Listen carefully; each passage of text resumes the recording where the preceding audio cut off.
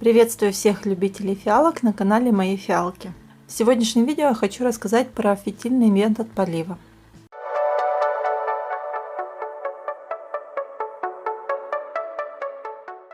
Как перевести фиалочку на фитиль? Вот есть у меня переукорененная голова, Ват-Царь Горох. Вот она у меня в стаканчике. Уже эта смесь тоже с большим количеством перлита. Буду делать перевалку в такой вот горшочек 7 сантиметров в диаметре. Раньше я вот брала вот такую тоненькую ниточку для взрослых растений, просто складывала ее в 2 раза. Вот, и опускала 2 кончика в емкость с водой. Вот, но решила попробовать акриловую нитку, синтетическая обязательно, что натуральная будет гнить. Пропускаю нитку.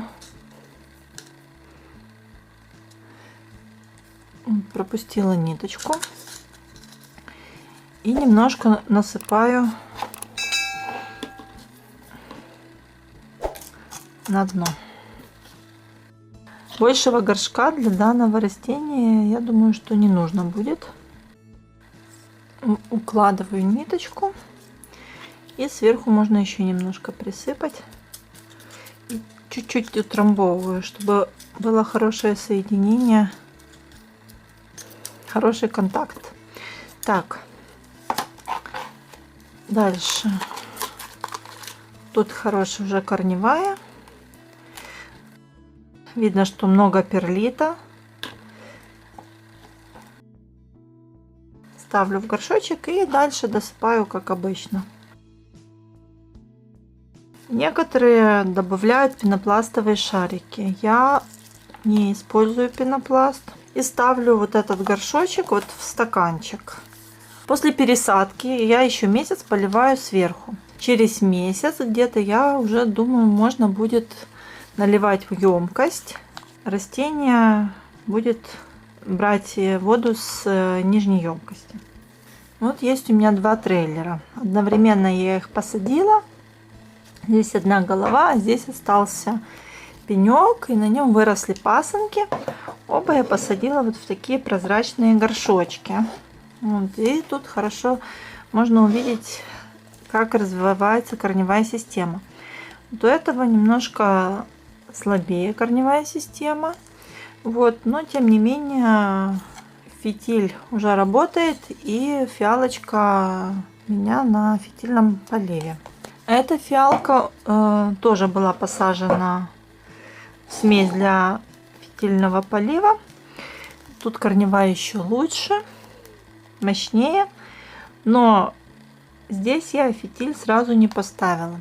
У меня была одна фиалка, в том году летом в 9 посажена, и я поливала ее и утром, и вечером. Очень быстро пересыхал грунт.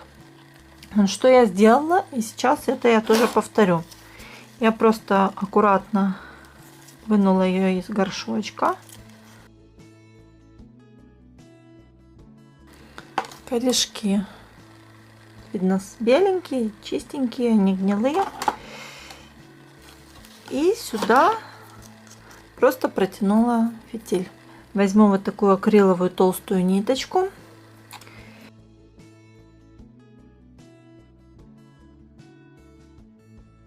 Когда 2 хвостика, может быть переувлажнение грунта. И в таком случае один хвостик можно просто поднять и вывести за пределы емкости. Чуть-чуть буквально добавлю и поставлю обратно. Первые несколько дней после того, как я запускаю фитиль, обязательно слежу за данным растением, пробую, влажная ли почва, смотрю, нет ли переувлажнения, уменьшается ли водичка в стаканчике.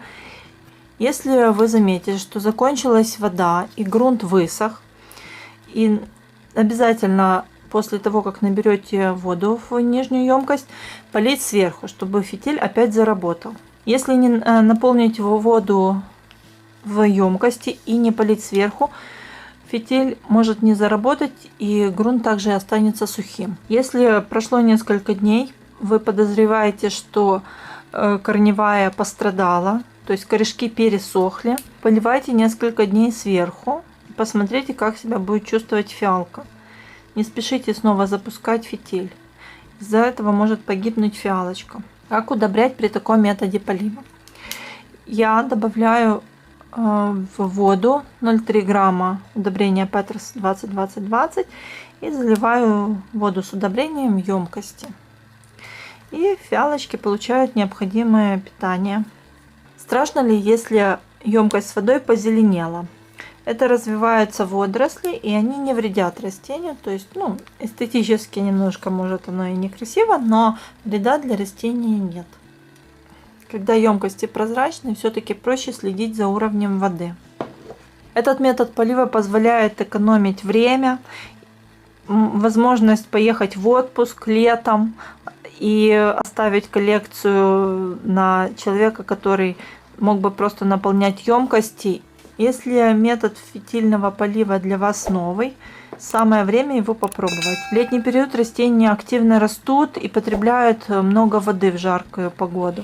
Попробуйте этот метод на нескольких фиалках.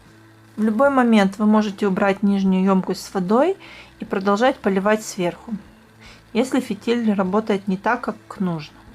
Самая частая проблема при таком методе полива – это переувлажнение почвы. Фиалка не может использовать то количество воды, которое поступает в грунт. В данном случае может быть загнивание корневой системы. За такими растениями тоже нужно следить, а не один раз набрать воду и забыть за него. Также одним из недостатков этого метода может быть увеличение размера розетки. Это сорт Энки Кимора, и по описанию он мини. Выросла она очень большой, почти 20 сантиметров розетка. Можно немножко, конечно, убрать эти нижние листья, но розетка получилась очень крупная. Скорее полумини, чем мини. У нашего канала появился Инстаграм. Подписывайтесь. Там я буду выкладывать фотографии с цветения своих растений. Всего доброго!